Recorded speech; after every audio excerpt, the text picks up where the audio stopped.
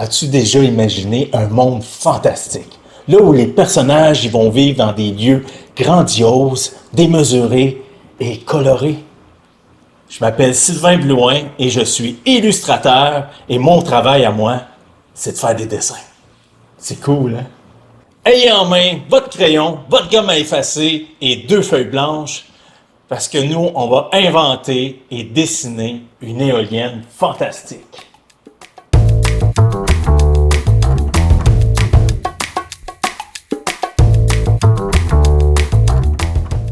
On peut voir les éoliennes de très loin grâce à leur structure d'acier en hauteur et leurs 3 pales. Ces structures grandioses sont utilisées pour créer de l'énergie. Allons le découvrir de plus près. Je suis présentement sur le territoire de la MRC des Jardins de Napierville, une MRC qui regroupe 11 municipalités. Cette région est reconnue pour être riche en agriculture où l'on cultive différentes variétés de légumes et de petits fruits comme la fraise et le bleuet. Elle est également reconnue pour l'énergie produite à partir de son parc éolien. Partons à la recherche d'éoliennes.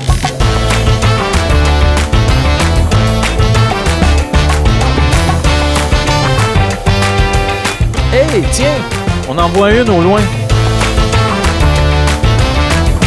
Avant de créer et de reproduire son éolienne, il faut d'abord faire des recherches. Mais quelles sont ses origines et son histoire?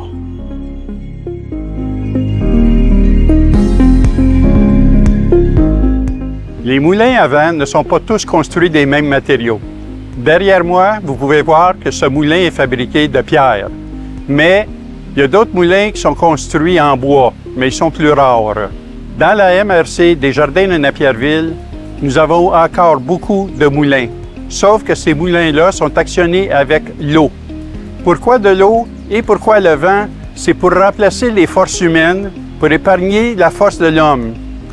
Dans les moulins à eau qui sont dans notre région, il y en a plusieurs qui actionnent des moulins à cardés. Deuxièmement, il y a aussi des moulins à scie, dont on coupe les arbres, puis ensuite on les passe par un moulin à scie pour en faire des planches pour construire des maisons par la suite. Malgré le temps, dans notre MRC, les moulins ne sont plus fonctionnels. Nous n'avons que des vestiges maintenant. On peut en retrouver à Saint-Édouard, à Sainte-Clotilde, à Hemingford et d'autres endroits environnants. Vous pouvez visiter le parc historique de la Pointe-du-Moulin à Notre-Dame de l'Île-Perrot.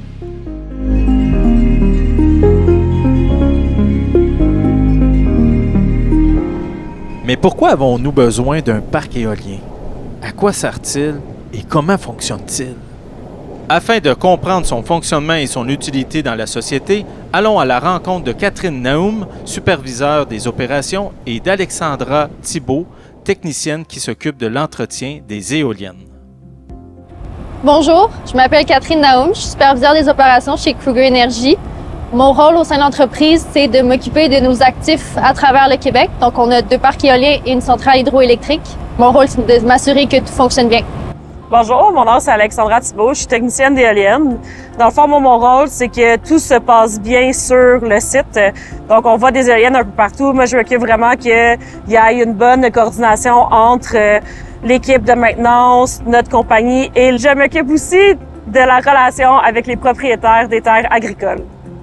Donc, l'éolienne a plusieurs sections. Il y a une section au sous-sol qu'on voit pas. Il y a toute la partie un peu électrique. Sinon, ici, ce qu'on peut voir, on a la fondation de l'éolienne. Donc, c'est une grosse structure. On voit pas la totalité, mais voilà ce qu'on voit. Après, on a toute la section, ici, on a la tour de l'éolienne. Et puis, en haut, on a la nacelle. Donc, la nacelle, c'est ce qui sert un peu à l'éolienne de s'orienter. Et on finit avec la dernière section, dans le fond, c'est les pales de l'éolienne. Donc, ça fait pas mal un peu le tour de toutes les sections qu'il y a dans une éolienne. Les éoliennes qu'on a ici, ils ont 2 couleurs. Ils ont la couleur verte à la base et la blanche vers le haut. On a opté pour mettre du vert à la base pour que ça se confonde un peu plus dans les champs puis que visuellement, ça soit plus beau quand on les regarde de loin. Par la suite, les éoliennes, ils ont une obligation d'être blanches, donc jusqu'à la nacelle et les pales, la couleur est blanche. Serait-il possible d'imaginer une structure d'une éolienne différente de celle qu'on voit présentement? Oui, c'est possible d'imaginer une éolienne avec des structures complètement différentes. Il y en a déjà eu dans le passé, dont une à Captcha qui était faite sur le long, à la place de comme qu'on a ici. Elle a plus ou moins fonctionné là, parce à cause des problèmes de construction. Il y a aussi des petites éoliennes qu'on peut mettre sur les maisons qui sont aussi faites à la verticale, qui vont aller prendre le vent. Et il y en a aussi dans la mer et aussi dans l'eau, dans le fond, là, des turbines de plein de sortes. Mais les plus performantes qu'on a observées à date sur Terre, c'est vraiment le type qu'on a ici à Saint-Rémy. Pourquoi les éoliennes sont-elles si hautes? Donc, dans le fond, le vent, la vitesse du vent va être beaucoup plus élevée en hauteur plutôt qu'à la surface, plus bas. Plus bas, il y a aussi beaucoup de perturbations. Il y a des maisons, il y a des bâtiments, il y a des édifices. Donc, en hauteur, on a un vent qui est beaucoup plus régulier. Donc, on a une qualité de vent qui est meilleure. Donc, c'est pour ça qu'on a des éoliennes qui sont vraiment très hautes. Quelle est la hauteur moyenne d'une éolienne? Dans le fond, on peut comparer la hauteur d'une éolienne à Montréal, dans le fond, au bâtiment La Place Ville-Marie, qui fait environ 190 mètres, ou sinon le Stade olympique.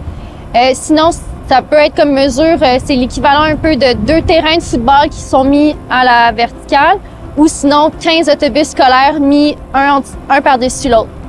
Pourquoi la fondation d'une éolienne est-elle plus grosse que le mât ou la nacelle?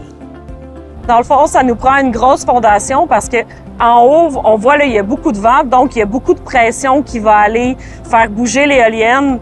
Donc, c'est un peu comme une maison. On veut une fondation vraiment solide pour être prêt à tous les intempéries. Surtout que les éoliennes, c'est créé pour qu'il y ait beaucoup de vent et aussi de recevoir ce vent-là. Pourquoi a-t-elle seulement 3 pales? Dans le fond, il y a eu beaucoup de tests qui ont été faits. Ils ont étudié plusieurs façons de nouvelles éoliennes. Et dans le fond, celle à 3 pales, c'était vraiment celle qui était la plus optimale au niveau performance, au niveau coût. Donc, c'est vraiment ça qui est resté actuellement. Pourrait-elle avoir plus ou moins de pales? Dans le fond, il y a eu dans le passé d'autres sortes d'éoliennes, justement 1 à 2 pales.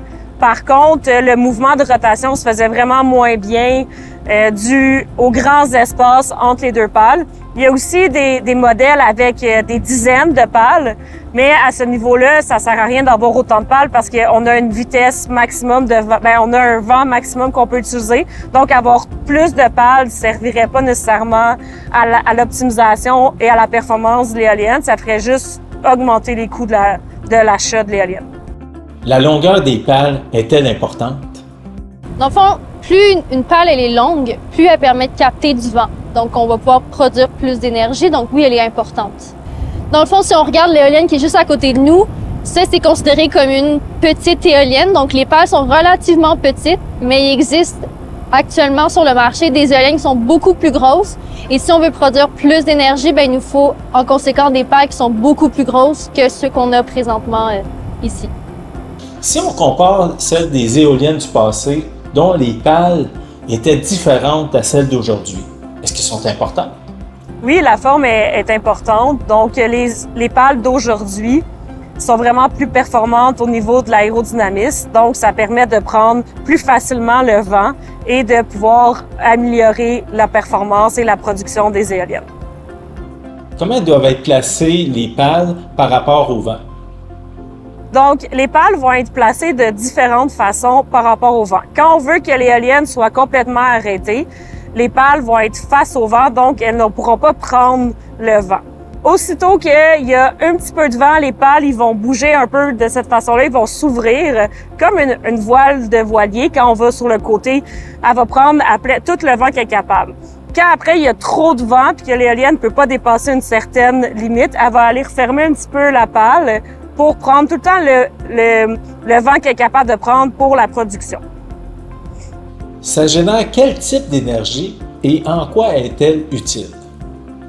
Dans le fond, l'énergie qui est produite par l'éolienne, c'est de l'électricité, donc l'électricité qu'on utilise dans nos maisons. Et dans le fond, comment ça fonctionne, c'est que, avec le vent, ça fait tourner les pales.